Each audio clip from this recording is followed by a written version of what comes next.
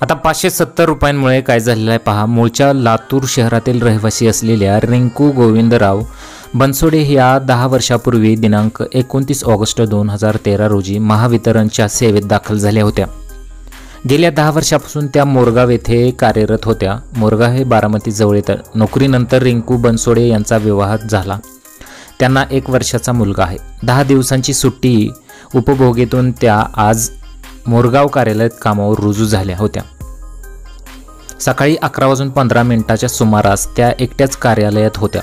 दरम्यान जणू काळ बनून संपूर्ण तयारीनिशी आलेल्या अभिजित पोटे या व्यक्तीने रिंकू यांना बिल जास्त आल्याचा जाब विचारला आणि एका मागोमाग असे जवळपास 16 वार रिंकू यांच्या हातापायावर केले आणि तोंडावर सुद्धा केले।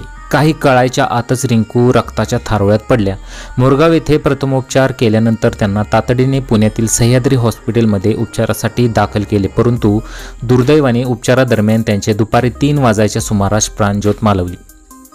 रिंकू बनसोडे यांच्या मृत्यूने महावितरणमधील कर्मचाऱ्यांवर शोककळा पसरली आहे। या घटनेचा कर्मचाऱ्यांसह सर्व स्तरातून निषेध नोंदवला जात आहे। वीज बिल रत्नाबाई सोपान पोटे यांच्या नावाने होते।